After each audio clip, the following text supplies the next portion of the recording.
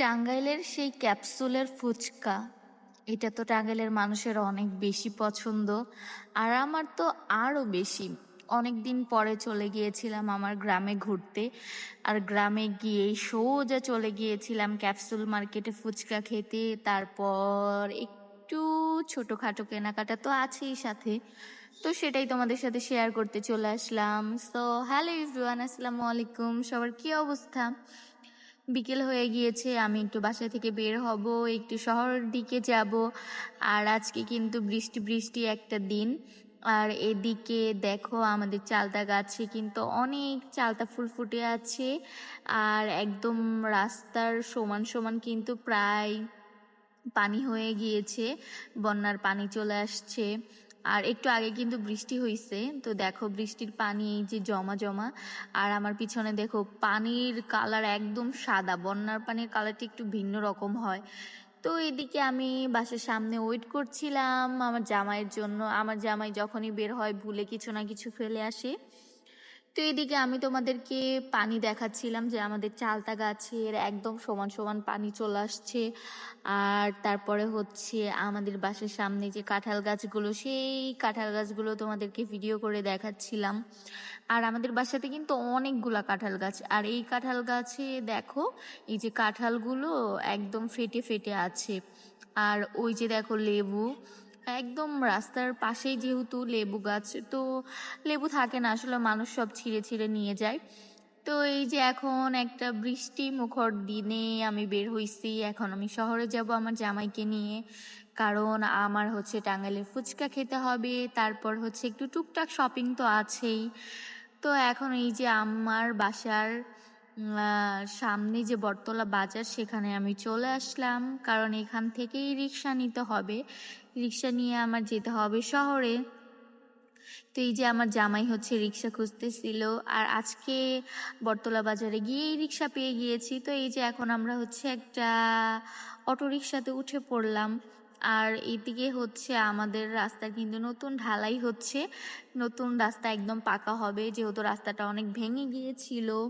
তো রাস্তাটা পাকা হচ্ছে, যাকের পরে আসলে আর হচ্ছে বেশি প্রবলেম হবে না, কারণ ভাঙা রাস্তা দিয়ে যেতে প্রচুর প্রবলেম। আর এদিকে হচ্ছে এই যে দেখো বর্ষার পানি ধান ক্ষেতগুলোতে চলে আসছে, এগুলো আমি ভিডিও করছিলাম তোমাদেরকে দেখানোর জন্য। তারপর আমি চলে আসলাম হচ্ছে দিগুলিয়া বাজারে, আর নদী ভরাও কিন্তু পানি। তো ভিডিও করতে করতে চলে আসলাম একটু শহরে একটা ফোনের দোকানে, যেহেতু আমার যে আরেকটা নর্মাল ফোন আছে, তো ওইটার হচ্ছে সামনে গ্লাসটা একদম ফেটে গিয়েছিল, তো ওইটার প্রোটেক্টরটা চেঞ্জ করব। তারপরে হচ্ছে এই যে ফুচকার দোকানে চলে আসলাম, এখন হচ্ছে আমি আমার সেই বিখ্যাত ফুচকাটা খাবো। আর আমি কিন্তু এই মামার থেকেই সবসময় ফুচকা খাই টাঙ্গাইলে আসলে। মামা কিন্তু একদম ক্যাপসুল মার্কেটের সামনেই বসে, পিঠা ঘরের সামনে। আর আজকে যেহেতু বৃষ্টি হয়েছিল, এই যে দেখো বৃষ্টির পানি জমে আছে, তো এর কারণে অনেকটা মানুষ কমও ছিল। না হলে তো এই জায়গাটা অনেক বেশি জমজমাট থাকে, কারণটা আমাদের টাঙ্গাইলের ভেতরে ক্যাপসুল মার্কেটটাই হচ্ছে সবচেয়ে বেশি জমজমাট। আর এই ফুচকাওয়ালা মামা তো আমাকে দেখার পর বলতেছে যে মামা আপনি অনেক দিন পরে আসলেন। তো মামা তো খুশি হয়ে গিয়েছে আমাকে দেখে, আর বলতেছিল যে আপনি যখনই ঢাকা থেকে আসবেন মামা, ফুচকাও যদি না খান এসে হচ্ছে একটু দেখা করে যাবেন, তাহলে ভালো লাগে।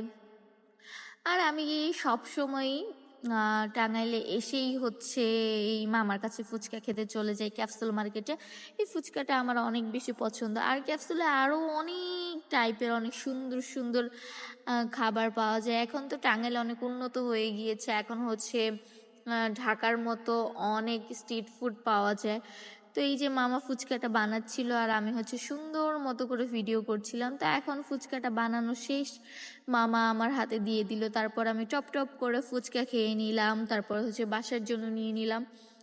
তারপরে হচ্ছে চলে আসলাম আমাদের টাঙ্গাইলের একটা বিখ্যাত দোকানে। এখানে হচ্ছে এটার নাম হচ্ছে প্রতীক।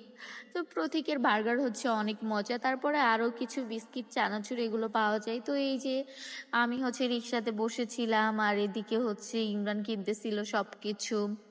তো আমি বলতেছিলাম আমার জন্য যে ইয়াগুলো আছে, রুটিগুলো আছে, ওগুলো নাও, কেক নাও। আর এইখানকার কেক, রুটি সব কিছুই অনেক বেশি মজা। তারপরে এগুলো নিয়ে হচ্ছে আমরা চলে গেলাম মার্কেটের ভেতরে। তারপরে এই যে আমি তোমাদেরকে হাওয়ার মিঠাই দেখাচ্ছিলাম। আর এখন হচ্ছে আমার অনেক শপিং বাকি। তো আজকের ভিডিও এতটুকুই। থ্যাংক ইউ সবাইকে।